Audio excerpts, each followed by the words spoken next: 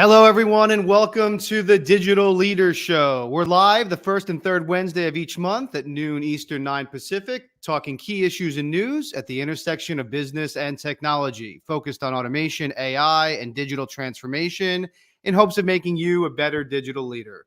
This week, we're discussing navigating the talent dilemma, plus other headlines for digital leaders from the world of enterprise technology.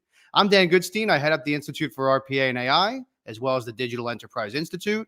We're a professional association, media, and peer-to-peer research network, providing education, networking, and advice to over 130,000 members worldwide, all around automation, enterprise AI, and digital transformation. Check us out at irpaai.com. My co-host, as always, is Chris Cerdak. He's the former White House Chief Transformation Officer, automation AI practice leader at EY, and former executive partner for digital transformation at Gartner. Chris, good afternoon. How are you, sir? And you missed that I'm a curator of fine art. I see my daughter's pictures over my shoulder here.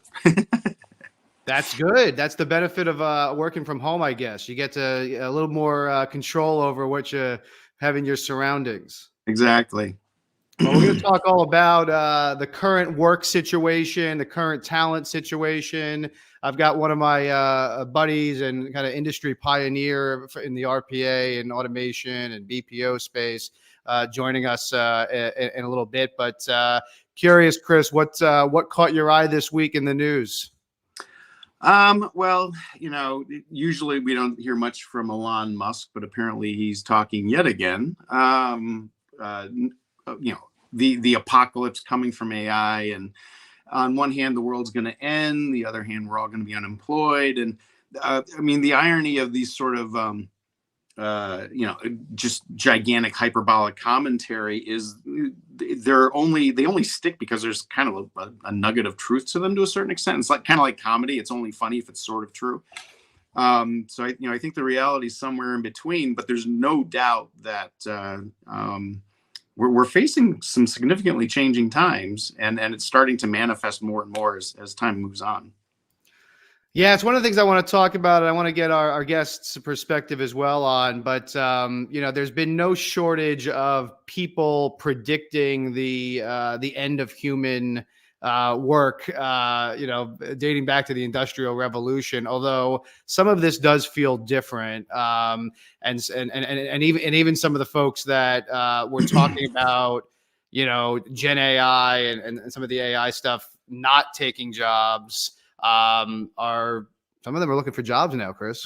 So we're gonna unpack that one. But the other part that was kind of interesting to me is there seems to be some real conflict in the news headlines about whether or not companies are investing in this Gen AI stuff, right? It seems like it depends a little bit on who you ask, which maybe isn't a surprise, but I saw this article about IBM launching a $500 million enterprise AI venture fund, really to find companies using Gen AI and similar, which is a huge investment.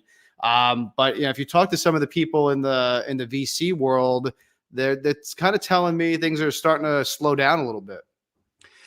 Well, and what's interesting is there's so many multiple facets to this particular challenge, right? Is there a pool of investment capital available for this technology? Arguably, yes. I mean, here's IBM throwing $500 million at it. Is there a challenge with accumulating or acquiring capital in general right now? Yeah, I mean we're literally at the end of about a 15-year cycle where capital was effectively free. I mean, when you have interest rates that 2008, 2009, there were negative interest rates, which was something that we never. That's anti-capitalism. So now we go from nearly free capital, nearly zero interest rates to I heard mortgages just hit 7% or something like that. So that completely changes the economics of any business investment, and it makes it even more challenging to take the money that you might have and generate expected returns from it. So for IBM to take $500 million in cash effectively and bet on this particular industry and market half of it might be very speculative in a positive sense, and half of it might be speculative in a potentially negative sense. There's lots of facets to this discussion. So this one article I was reading this morning on LinkedIn, it was based on a couple VC interviews of a few VCs and data coming out of a pitch book. But they're more or less saying, it was a kind of lackluster year. 2023 was kind of a lackluster year for technology innovation other than the Gen AI thing. So, was that just the next hype cycle to kind of, keep the tech space going? And a lot of the AI startups that they were tracking, all the way through the Google DeepMinds and Amazon Alexa teams, there's a lot of job cuts happening, layoffs happening, divestitures happening in those companies, seemingly. And with Gen AI in particular, I think there's another facet that needs to be considered, and that is when you're talking about digesting a few trillion pages of content and so forth, the process of training a generative AI, a startup of 4 guys living in a shipping container in Lagos, Nigeria, they can't afford to do that, right? So they might have great innovative ideas in terms of algorithms and approach and so forth. To merely train a full-scale generative AI like ChatGPT, it's billions of dollars just to get it trained. And so I think while we've been through this long period of very small groups of people with almost no funding can be very innovative and generate value, generative AI in particular is something that consumes vast amounts of resources to get initiated and instantiated. And so it's limited to the Microsofts and Googles and so forth of the world to not necessarily innovate, but to implement those innovations. So I think that for large scale generative AI, there's a significant barrier to entry for many people at this point. Yep. Interesting. And the last headline, we've talked about a little bit on the show in the past, is it looks like the Hollywood strike is resolved, but interestingly, it may have been AI that was the biggest contention point there. Yeah, well, I didn't see any, a nuclear mushroom cloud down the street, so I'm not sure how it was resolved. But no, there's so many different issues associated with this from a creative space, from IP property rights to the quality of the output. The other thing that I think is kind of missed in a lot of this discussion around generative AI, you can drive the price of generating a business output quite literally to almost zero, but are you getting any decent quality? I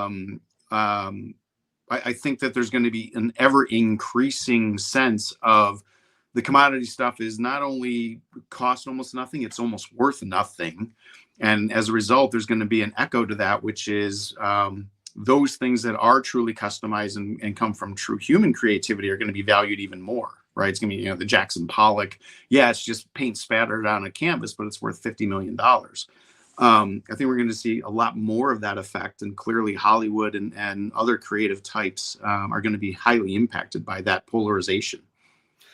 What I thought was interesting about it is it may be one of the first, maybe there's some around some of the tech companies early on with content, but I think it's one of the first precedents for protecting the IP of the people creating content, right? And there's 2 parts to the Hollywood thing, right? There was it was the writers' strike, which was resolved, and now the actors. So you have kind of the writing as well as the art of it, and this might be one of the first precedents for hey, we're going to protect this. We're going to use AI, but we're going to protect the creators. I know this was a big concern for. I'm sure you have several books.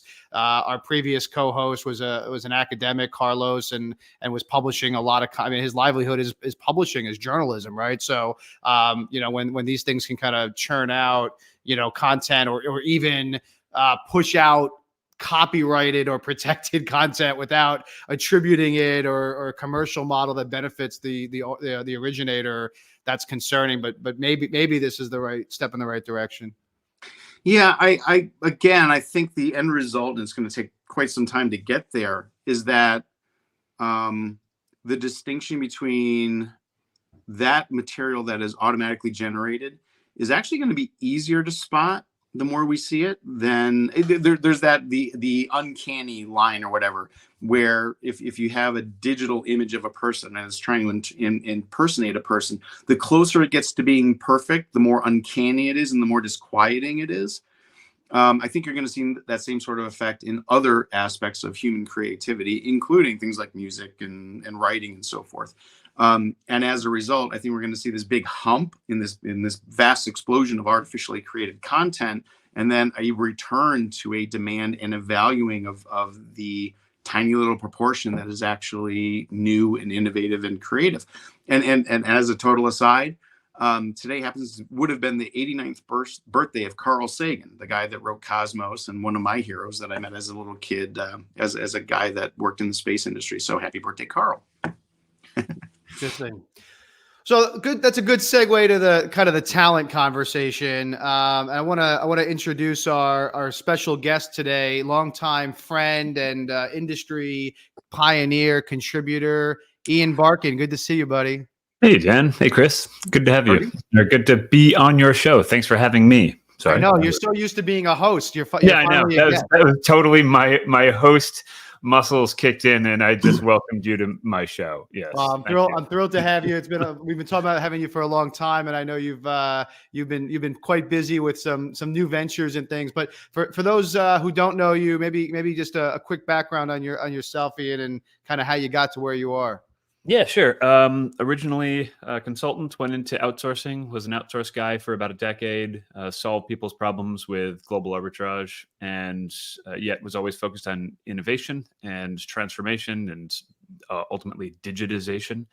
And so in the 2013, 2014 time period, we all started to look at the role that software could play in emulating the work that people were doing.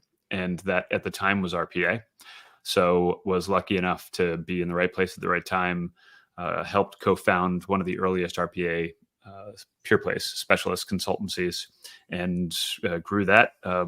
Did a lot of work with you and IRPA, Dan. So thanks to our collaboration, we got the word out and helped educate, and then sold that company 4 years later, and since then have been constantly trying to figure out what's going on in the world, and in doing so by documenting and commenting and trying to educate myself, and hope that also is found to be useful to others as well. So I've created a bunch of courses and written a book and continue to put out content when I'm able to about the trends that are shaping the world of work. It's just a problem, Chris. People are so lazy these days. You know, Ian's hasn't done anything in the last 8 or 9 years. I felt the last few years. I joke that I got back in the saddle because I finished TikTok. I basically got to the end. Got to the end? Yeah. Yeah.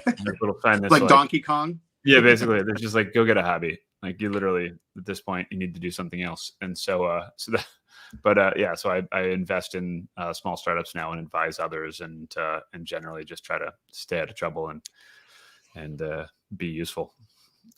So, well, I didn't invite you to the show to stay out of trouble, but we'll do our best here. Ian. Good. I was going to say, staying out of trouble and being useful are, I think, antithetical in today's. Yeah, that's right. That's right. Okay, so let's get in some good trouble here. Let's do this.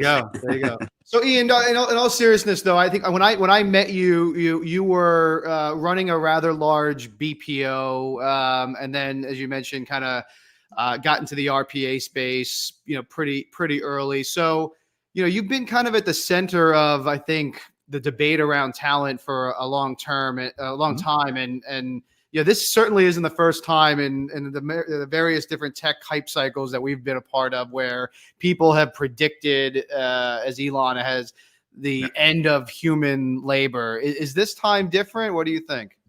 It's interesting. I wish I could say a definitive no, but some of the capabilities that seem to be presenting themselves and getting just that much better by the week are pretty convincingly capable of doing a lot of work. 10 years ago, when anyone wanted to talk to me, journalists wanted to talk about this topic, it was one of either two things. It was always how amazing AI is, and or how doomed are we all at the hands of AI. And I used to work with a PR firm where my guidance to them was, quote unquote, AI is BS, in so much as it wasn't a meaningful name for a thing, because nobody really knew what AI was, and it encapsulated all sorts of sub capabilities and algorithms and math and what have you. So it was hard to answer any question about AI without knowing more about what it is they were talking about. But also the fear of jobs going away was Hollywood inspired, and it was too fantastic to really worry about. Now it's a great deal more capable. I will say though, and this is something I'm saying a lot these days, is at those times the real fear was all the jobs are going away, we're doomed, and then as of the last sort of year and a half, 2 years, the real concern is, oh crap, where are all the people for the jobs? Right.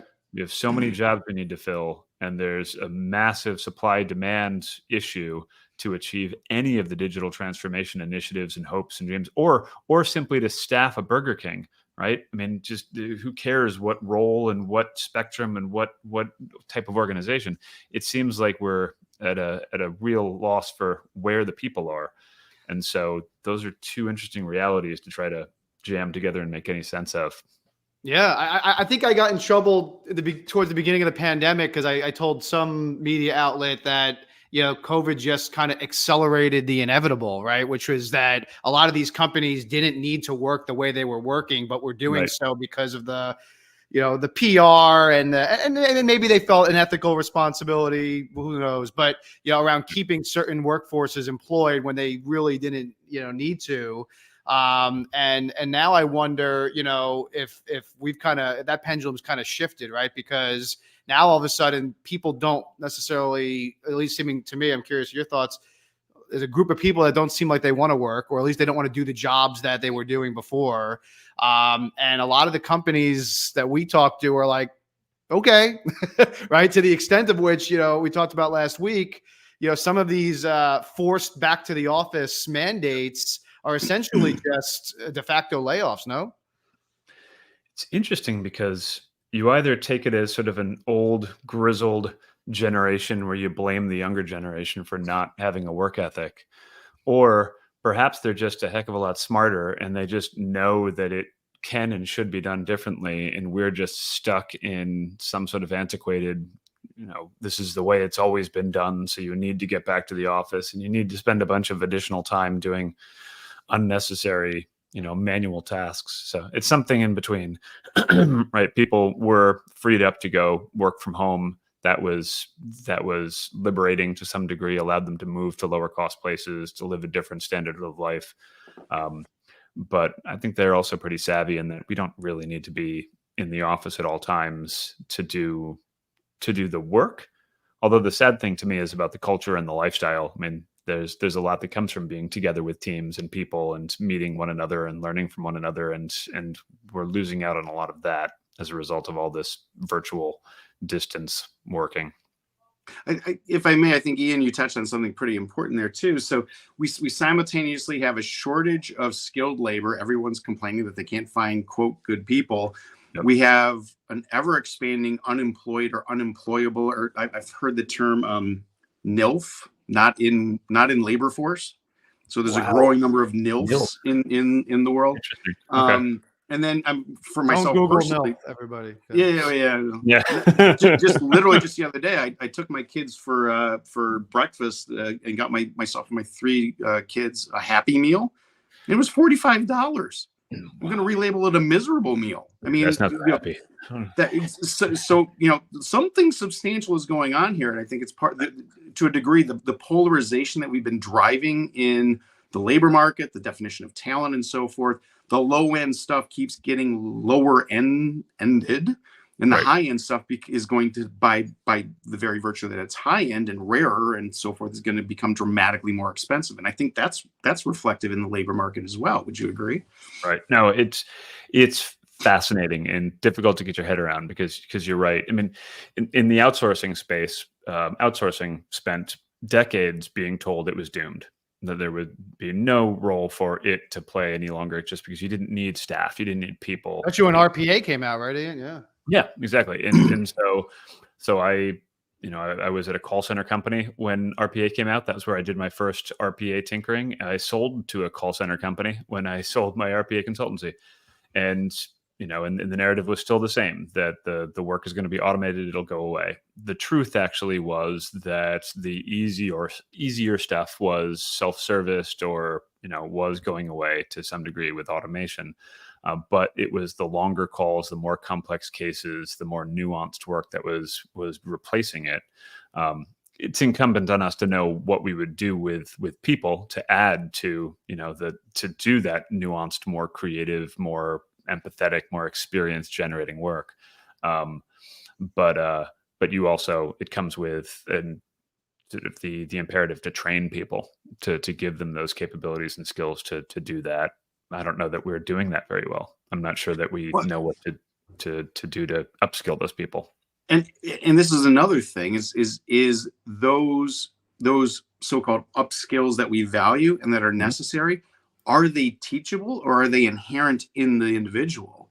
Yeah, because I think we're gonna start facing that dilemma. Do you as an individual have the capacity to do the sorts of things that we need you to do now that we have all this automation? I love it. No, it's there is this comes out every year, I think, but it's a report from the World Economic Forum about the future of work. And they do these, I don't know who they survey, but they do these really comprehensive surveys with all sorts of complex bar charts of the skills that are necessary for the future of work. And the core skills that were in this year's report, core skill number 1, Chris, analytical thinking. Core skill number 2, creative thinking. And so you're just like, well, that's sort of like right brain, left brain, just sort of right there on the top of this list. And to your point, like, can you teach that? And, design thinkers would argue that you can teach elements of and approaches to do design thinking. But some people say they're right-brained. Some people say they're left-brained. As a tech guy in AI, I'm reading evolutionary psychology. I'm not reading anymore. How do you code in this language? I don't care. Right. I care about what makes me a human and what makes my left brain not kill it, the right brain, and vice versa. Yeah, because that's what our AI is trying to figure out right now. Right. and so you're presented with this reality, and the numbers are stark, right? I think Microsoft says that there's like 160 million roles just missing. We just don't have 160 million people worth of technical experienced individuals as candidates to fill jobs. That's a huge number. So how do you solve that? And if I may, because I mean, you come from a lot of the outsourcing world and so forth, as do I. Not only are those roles missing, they're long lead. It takes a decade. Yes, probably to train. If they can do it, it takes a decade to skill them to fill the role. Yeah, no, I joke that we can print new people, but that takes a little while to get them online and useful, and sometimes they don't become useful no matter how hard you try. But to your point, you have to break down the sort of to an atomic level, the core components of what you need in that new digital employee, and ask yourself, is the staff that I currently have today able to be reskilled and upskilled to be that, right. Which assumes that whatever they were doing today or yesterday, you can handle some other way. There's a sort of the positive trajectory of technologies getting easier to use. So this concept of the low and no code, and now generative, which is virtually prompting in your native language. So tech's getting easier to use, and people are getting more technically savvy. But to your point, do they bring the experience and design and analytical thinking and empathy and other things that they need to bear to then fill the roles that we apparently need to fill? I think the issue is even more fundamental, guys. Right? I mean, I agree with what you're saying, Chris. That there's a runway here, a long runway here, but I don't even think we're at the point where people realize they need to go down that path. I mean, you still have this delusion happening within politics, within large companies, within I think even academia, where they're just not putting people down these tracks. I mean, I saw a stat, I don't know if it was the WEF or a similar institution, and this was like, I don't know, I think 2018 or 17, where they said it was the the least employable graduating college class in modern history. And that was before the pandemic. That's before kids didn't go into a classroom or didn't go into an office, right? But the supposedly most educated class at the same time, right? So what are we teaching these people? Right. And why are they $1 trillion in debt with student loans to pay for degrees that don't equip them to do anything? Right. And I think that's the big challenge. I mean, Dan, you remember this 8-10 years ago when we were looking at how do you quantify the impact of automation in an enterprise? We went to the simplest of calculations, which is just how many humans worth of work is a robot doing, right? And so it was just FTE cost. FTE, yeah. And then we decided that. First of all, it sounds quite aggressive. It has inherent layoffs built into it, and we weren't seeing that actually manifest. So then we moved to this concept of hours given back to the business, because it sounds a whole lot more positive. Like, great, we can do all the things we didn't have time for. But Chris, to your point, is we don't have a level of sophistication yet to figure out what to do if we had hours, right? If you had people laying around, what would you apply them to? And what skills do you need them to now know to do those things? And so it's tough for education and academia to prepare it. So, not that it pivots very quickly anyway, but it's tough for them because we keep telling people to do the same jobs, right? I mean, back to your example of McDonald's, Chris. It's even worse than the Happy Meal being $45. It's that nobody working there is happy, right? You go into a local McDonald's and people are not happy to be there. And I remember, we covered the maybe 6-7 months ago, there was a story about, AI ordering through the drive-throughs, and everybody's like, oh, this is so terrible. It's going to take all these jobs from these people. I'm like, these people don't want those jobs. Have you been to a McDonald's? They don't want it, right? Yeah. Well, Ian, I mean, you're giving me PTSD back to my RPA days when you would sit with a CFO and say, hey, we're gonna kick back all these hours that are liberated for you to use elsewhere. And they're like, well, where do I put that in my Excel spreadsheet? I don't know how to monetize that. What's the ROI on less hours doing something? And I remember coming up with one of the metrics I came up with about 7 years ago in RPA was effectiveness, which is great. You save or you could do this much work in this many hours, but what was your first pass yield? Right. Was the bot even capable of doing the job and getting to an endpoint that was useful? And usually the answer was no. So we actually have to rethink even what the metric of so-called success and so-called value is in order to translate what this automation does into that 300-year world we call accounting and finance that we're used to. Right. And it's incumbent on you to have any sort of benchmarking in the first place to know how you do what you do now, let alone what you're trying to achieve and transform. One of my favorite quotes from Mark Twain's, right? There's lies, damn lies, and statistics. Mm-hmm. Yep. No, that's true.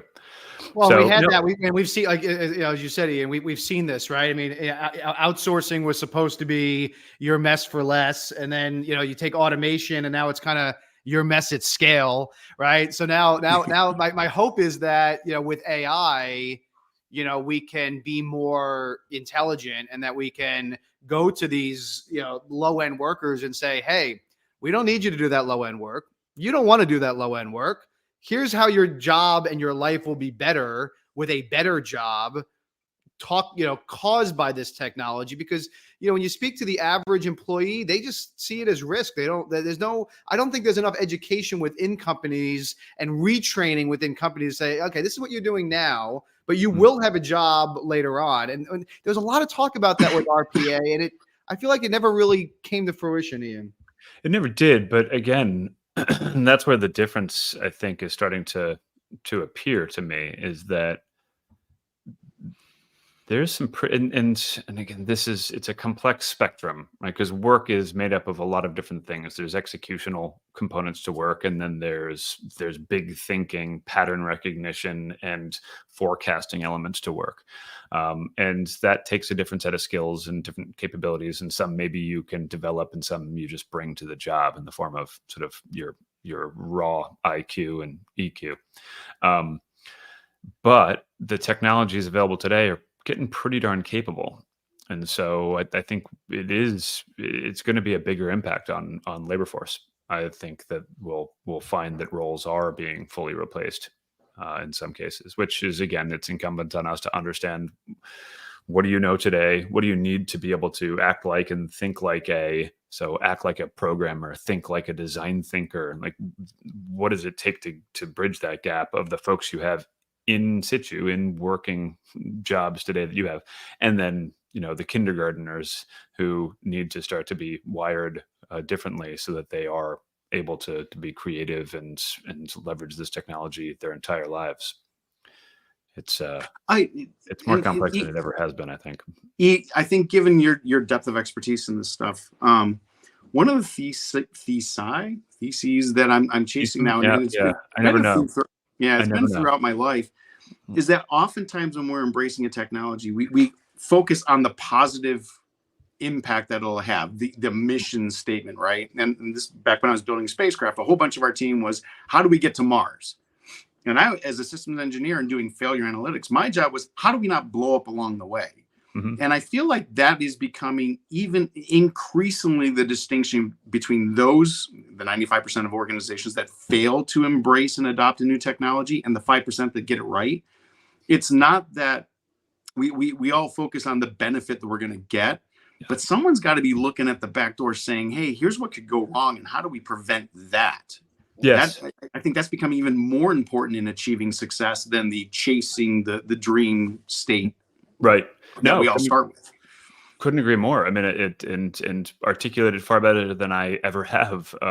What I saw in the last decade was a fascination with shiny things that sent top-down mandate, executive strategy, and all the budget chasing magic.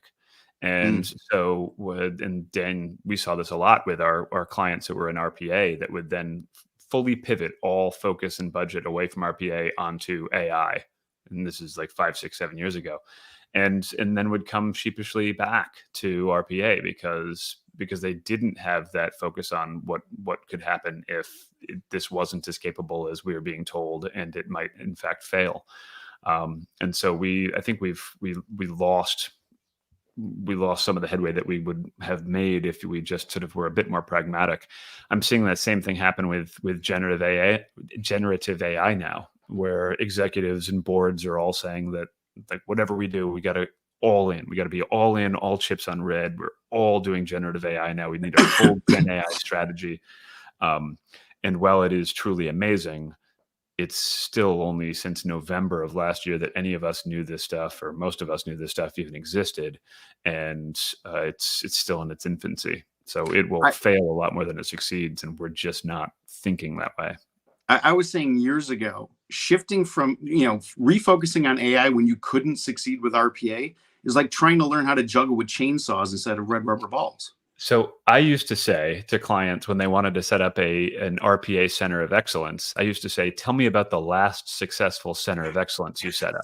Of any kind. Yeah. Of any kind. And I told them, like, I don't know anything about your business. I literally, and I'm not saying this is like some sort of subversive, passive aggressive thing. I don't know. Just Ian could pull that off. People would just think I'm just attacking them, Chris, if I said that. And I had to qualify, but I'm just like, centralize our excellence so it's easier to take out in a nuclear hit, right? Instead of spreading it out throughout the organization, let's put it all in one spot.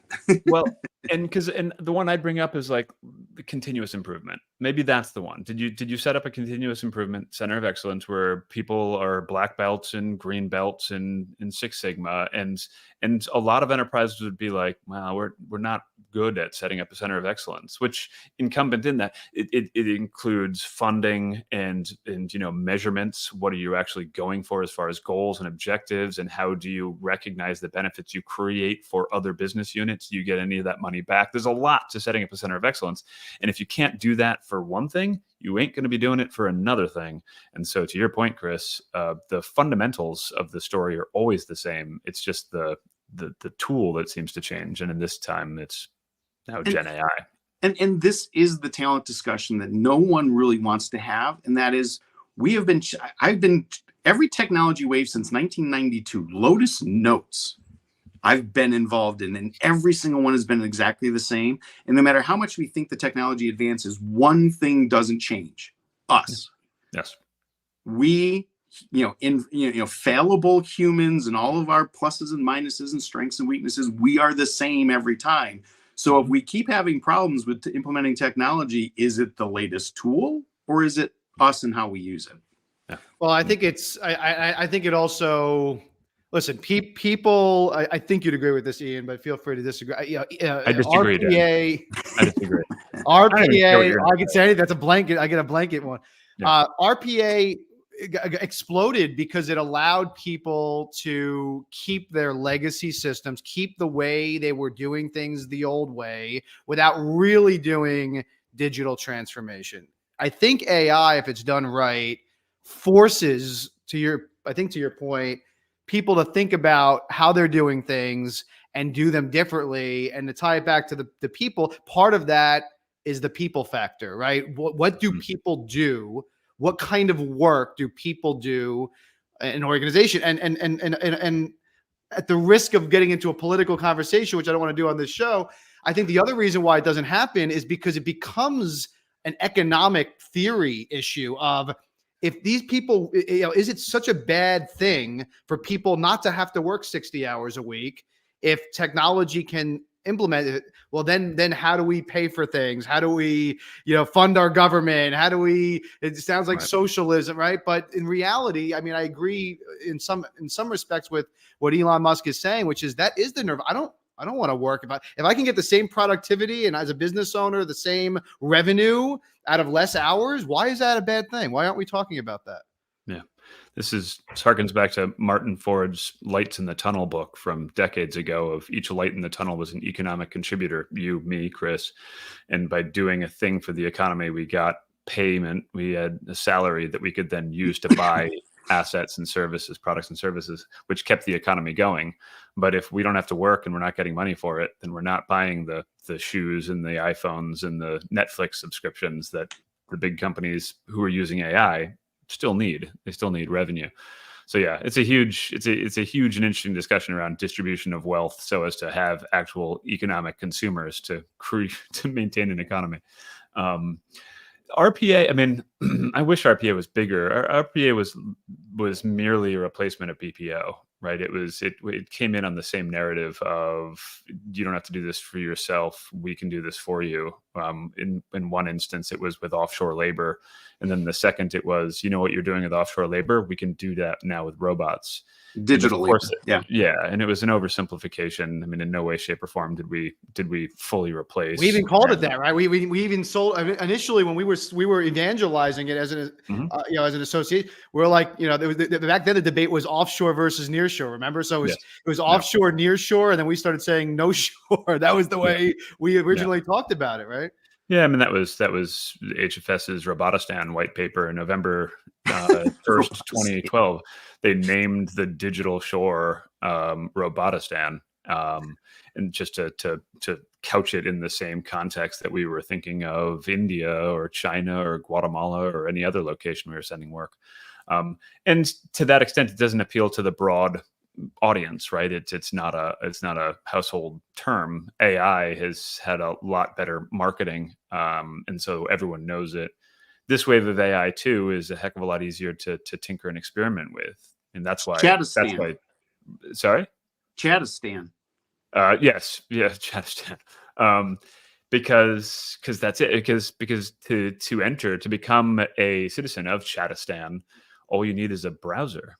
And so the elegance of that was amazing, and that's why everyone's talking about ChatGPT in ways that they never talked about RPA. Oh, but Ian, it's such a siren song, and that's exactly what those of us who've been in this for a long time kind of saw that even back in January. And I know I was writing about it then. If you have 250 million people who don't know the answer to the question that they're asking something that'll throw at them whatever answer is statistically the most likely to be correct.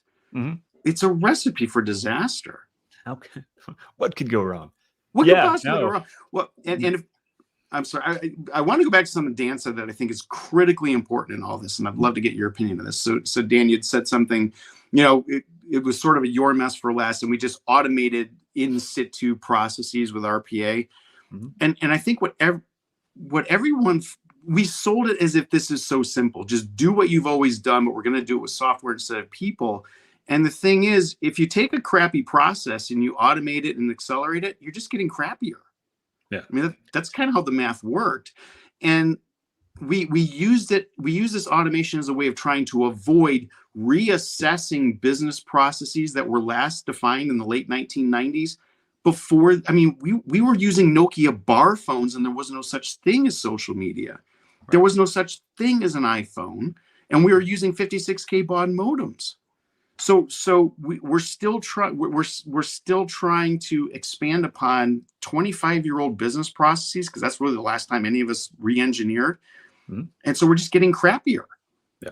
No, so our focus when I was at the RPA consultancy, we very much focused on process first. We would run workshops in which our emphasis was on redesign before automating any particular thing. We always counseled against paving cow paths, right? Mm. Just laying concrete down on an old dirt road just because that's where the dirt road was, and hammered on that. I used to call it what did I call it? Process sediment, which was like sedimentary rock. Like there were things a company did laid down over time that had turned into stone under layers and layers of yet other process layers, and nobody questioned it because you just always did it that way. And it was really important that you did question it and redesign the process. But who did that? Right. It was hard to do. It left you bucking convention. And so you just hoped it was easy. You hoped it was out of the box. You hoped anyone could do it. And that's all those reasons are why RPA failed to achieve the scale and the relevance that it could have if it was educated and deployed correctly. It just didn't. It didn't achieve the impact that people were told it could. I remember you telling a story. I'll screw up the story, but you pick it up if you remember. But I remember you telling a story at one of our events about a client who, you were trying to optimize the process, and they were pushing back on you, and they said, "Oh, we can't. How about this? Well, we can't do that. And how about this? Oh, we can't do that. Well, why can't you do it? Because this has to go to this person. This person over here." And you were like, "Well, where does that person sit?" And they're like, "Oh, in the cubicle next to me," right? And they couldn't figure that out, right? Because it didn't look that way on a diagram somewhere. Yeah, no, you're right. Yeah, that's funny. It was an insurance transaction processor out of Qingdao, China, and that's exactly that's the gist of the story. Is that and actually and I just literally 2 days ago at an event I was chairing, I talked about the biggest impact I thought RPA or any technology had. Was it created a lens through which to look at what you do and question why you do it. And so that was, whether they still kept doing that process or not, simply asking the questions because you had automation as a lens through which to scrutinize the way you were doing things had some value. And to that extent, I think generative AI creates a quite powerful lens to ask yourself, well, why do we do it this way? And why are we pulling information the way that we do? How are we tapping into institutional knowledge? How are we enabling our agents to create better experiences? And maybe ChatGPT doesn't get us there, but simply the act of asking the question makes us a lot more enlightened about what it is we're doing and how we could do it better.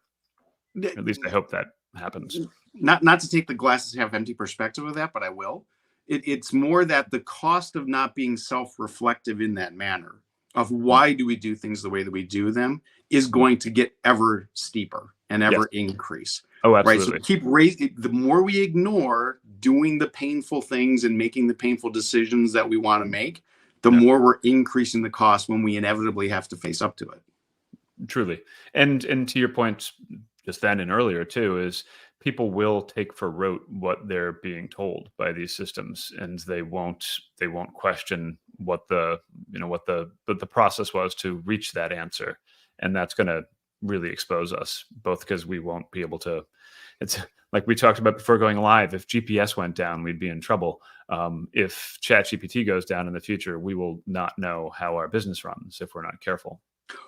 Nor would there be someone to catch the ball, when the initial receiver gets taken out. Exactly. And I think that was always a challenge that we had, even with RPA. It's that, great, we're going to replace these 25 people with one bot.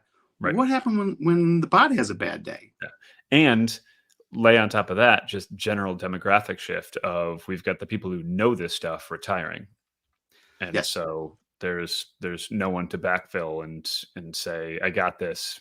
I'll keep it running for a little while because I used to do this for the last 20 years. I mean, that was one of the key benefits of process discovery and process mining, Ian, right? Was, hey, this institutional knowledge that keeps retiring or leaving with turnover, in theory, should be preserved, right? Yeah. We should set up like virtual offices around the golf courses in Florida, because like when these companies fail, all you got to do is go to that golf course and you can find all the process experts. All the people who used to do this for like 30, 40 years. I like that. That's a new twist on hybrid work. But so Ian, before we wrap good up, Wi-Fi on a golf course. Yeah, right. I want to kind of loop back to the original question I asked you though at the beginning. With all of this, answer it. No. But I want to wrap it up. We're talking about. I mean, this is such a big topic, but at the end of the day, for anybody who's watching, who's like, okay, I get it. It's turbulent. Nobody knows where this thing is going to go. There's an economic thing. There's a political thing. But right now, I've got to solve for this, right? And so, what should people be looking at from a skills standpoint, from a talent standpoint? Because the reality is, there used to be that old stat about how many jobs our grandfathers had versus how many jobs our fathers had versus how many jobs we had. But now it's even more complicated than that, right? And the skills now will change across our careers. So what do you look for? You invest in companies, you've run companies, you've hired, I don't know how many hundreds of people. What are you looking for now? Wow. Whatever I say here, I was going to be disappointing to myself. That's a great question.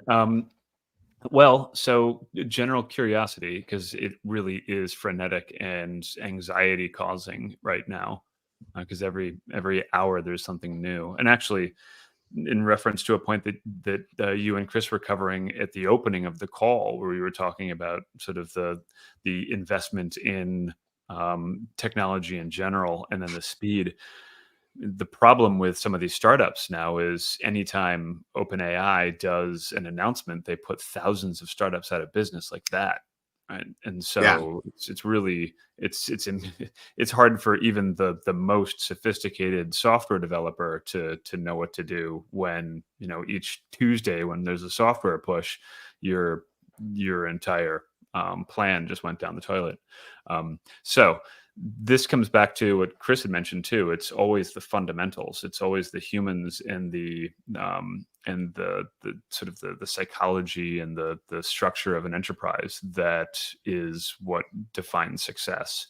And so I think we need to get better at understanding process, understanding the outcomes we're trying to achieve, and the experience we're trying to create in achieving that outcome. So that's a lot of design and insight and empathy and user experience sort of coursework. And then we do have to figure out a way to encourage tinkering, but in a safe manner. And you see this in some of the expansion of things like Microsoft Power Automate and other automation tools that are now more readily available on desktops. But you don't want people doing that to processes that cut across multiple functions and systems and outside of your company. So you need to create really safe sandboxes in which you play with this stuff. But then the thing that I think is most important for us, because it all falls apart if there aren't good incentives, is we need to put together a good structure on how to study and reward and measure anything that anyone does. Because the days of the comment box and the innovation competition and the ideation events, where the incremental changes were small, it's kind of gone. And so people are coming up with bigger and more impactful ways to like do an app, do a process, do an interface, whatever. But if they're not rewarded for it, then they will be leaving. Or they will be running a second, third, and fourth job on the side, because that's what you can do these days. You can use that efficiency for yourself, and the hours back to the business are now hours back to the person, and then they're using them. And that's not a tenable environment, both for incentives or tracking or security. So it's not easy to be a board right now, to be an HR department. I think they oversimplify it by just choosing a shiny thing. I think a lot of boards are just chasing, how do we remove all our people using LLMs? And that's going to that's not going to serve them well. Ian, my friend, thank you so much for joining us, and hope we get you on the next one. Yeah, would love it. Chris, Dan, thanks so much. Our pleasure. Good seeing you. Great combo. Take care. Chris, what's your thoughts? I mean, you do a lot of our training programs internationally, companies, governments. I mean, what are you preaching on the talent front? Ian brought up something I think critically important there, and that, he was talking about the incentives. And I think whenever organizations think about incentives, they think about the money aspect of it. And what I think is interesting is that money is no longer a motivator. It is only a demotivator, in that you either pay market prices or you don't. So it doesn't necessarily get you the talent, but it's a way of losing talent if you're not competitive. So, there's going to be tons of focus on how you're paying people. Very good people are going to be more expensive, but meeting those monetary expectations of people are just getting you in the game for that top talent. What do they care about? It's all the other non-tangible stuff. Does my work have meaning? Does it fulfill my need for a sense of purpose and community? In one of my old books, I talk about the need for intimacy and purpose in our lives. So the degree to which you can fulfill those, that's what's going to determine if you bring in and retain the best people. So we have to kind of rethink what it means to compensate people and recognize people and keep them engaged in a world where something like 95% of people on LinkedIn are looking for their next job, and 80-something% of people have already quiet quit. Yeah. At a time when really, truly talented people are at a premium, we're doing our best to kind of drive them away and minimize how much value we extract from them. So we really need to rethink a whole range of aspects of how we interact with our workforce, how we tie them off to automation to create sort of a cybernetic organization, and then produce the kind of results that people are going to value. Great conversation. And if anybody watching struggling with this, just a reminder, we offer free coaching sessions with subject matter experts like Chris, like Ian, or if you just want to kind of state of the industry briefing, check out network.irpaai.com. In the meantime, we'll be back first Wednesday of December, and enjoy the next couple of weeks, Chris. Happy Thanksgiving. Yeah, likewise. Stay warm and enjoy your turkey. Take care, everybody. See you.